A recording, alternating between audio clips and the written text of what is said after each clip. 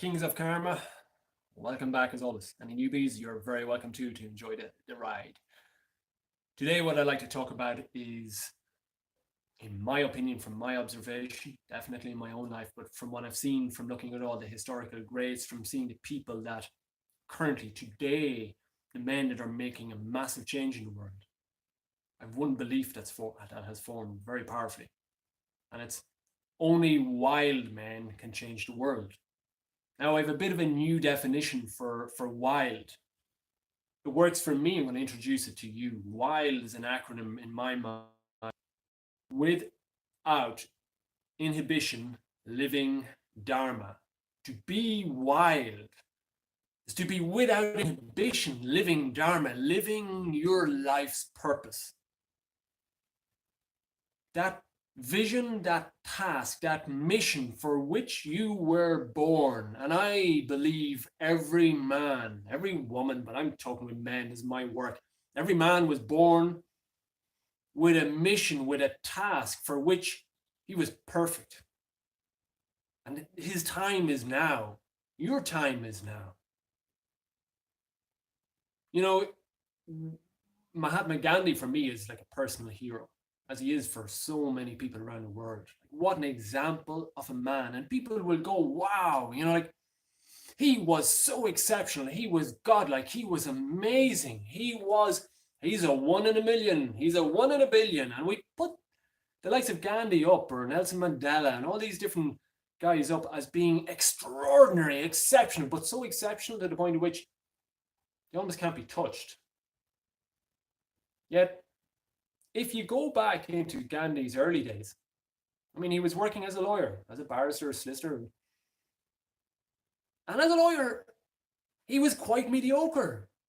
Historical reports are that before Gandhi became the Gandhi that we know and love today and remember so fondly, in his day job, he was okay.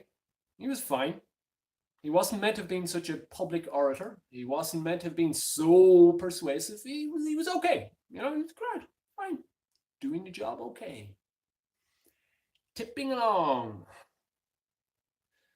But then Gandhi became wild.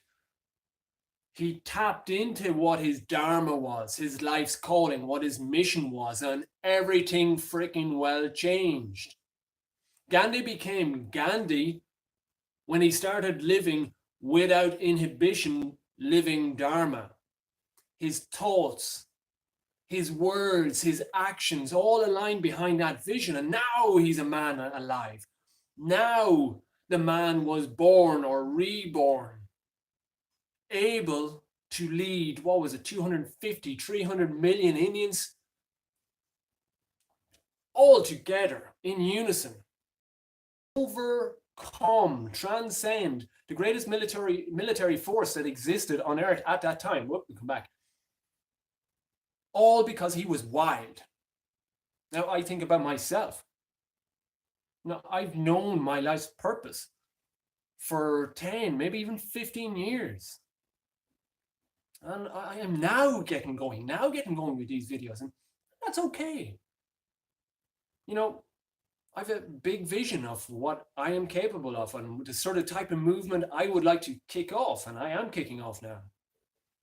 And I believe we are all godly. I believe I'm God. I believe you are God, and I believe God is God. And substitute the word God. Some people aren't comfortable with that, but the universe, universal energy, life force, Buddha nature, Allah, whatever the word is that your heart, your soul goes, yeah, I believe I am that, I believe you are that, and I believe life is that. And I want to speak from there. But honestly, I've been scared shitless for more than a decade to really fully go with this, to comprehend what does it mean if I go with this? What are the repercussions? But to be honest, the repercussions for me, and I believe for you, and I believe for any man, the repercussions of not going with this dharmic drive, not going with this song of the soul that is rising up within us, not going with that, the cost of that. Ooh, I mean, that's a life that's just flushed down the drain. I don't want that for me, and I don't want that for life. I'll tell you a little bit of a story. Just during the summer, I went to a local TED Talk, TEDx Longford, and I think three of the 6 speakers on the night, they spoke very graphically about the potential future we're facing as humanity with as a result of global warming, the climate crisis. And I'd heard a lot of stuff before, but I don't know, that night I was particularly open. It fucking got me. For 3 whole days afterwards, like my sleep was affected, my form was affected. On day number 3, Matilda turned to me, she said, it's like, sort of, Mark, WTF, what's going on? You know, normally I'm quite bubbly, I'm quite optimistic, I'm in good form. Do my rituals, I just couldn't shake it off. And I didn't know. I hadn't actually made the link. But then it hit me. I was like, you're scared. You are afraid. This whole vision, what potentially could happen life on earth, wow. Like, I didn't feel in control. I felt, shit, this is too big. But then it came to me. An inner whisper became an outer growl.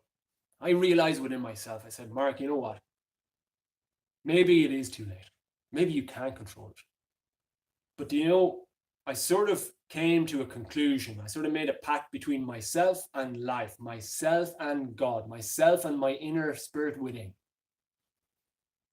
And it was this. It was like, you know, if all hell breaks loose, if the 4 horses of the apocalypse just fucking come and they tear us apart and you are obliterated and there's nothing you can do about the outside, well, I'm freaking well going to take control of my inside. And if all hell is what we are all faced with, I said, myself, I will face that with joy, with a smile on my face. I will get up on a freaking wild horse and I will meet the 4 horses of the apocalypse, storming full frontal on towards them. It will be the greatest victory of my life to do so, and I will not be submerged by fear. I will just be wild. I'll be without inhibition living my Dharma. And I have fears of this, and I have doubts, fears of criticism. Will I be big enough? I have all that. All that shit goes on. But all I can tell you guys is I feel alive when I go. I feel way more alive when I allow myself just make a video like this morning. It's a challenge for me, but I unleash and I feel alive. I speak with somebody one-on-one, I feel alive. And I know you have an inner calling. I know you have an inner project. I know you have a mission. Mightn't seem so big. It doesn't have to be massive. It doesn't have to be approved by others. Do you have a mission? Maybe you already know what the mission is. Maybe you're going at the mission, but what I'm sort of posing in this conversation with you is there's no right or wrong, but when you ask yourself, when you look in the mirror, when you go to bed at night, can you really say to yourself that you're living that dharmic drive without inhibition? You are going for it. Not fearless, you have fears, but you're freaking well just not going with the fears. You're going with your Dharma, you're going with your life's purpose, you're going with your mission. Exquisitely on the button. You're completely dedicated. You're dedicating every thought, every word out your mouth, and every action is behind that vision. Are you doing it that way? Because capable. I am extraordinarily capable. I don't believe there's any difference. There's not even that of difference between you, between me, between Gandhi, between Nelson Mandela, between Abraham Lincoln, between us, between Buddha, between Jesus, between any man that has ever lived. I don't believe there's a difference at all. At all. What I believe now, however, is maybe it has been more important to our individual and collective futures that we strip off this mask of mediocrity that has been put upon us. We take up the torch of how we are freaking unstoppably brilliant, spiritual, warrior, capable of so much more. And we take that torch, shine it bright, and lead on.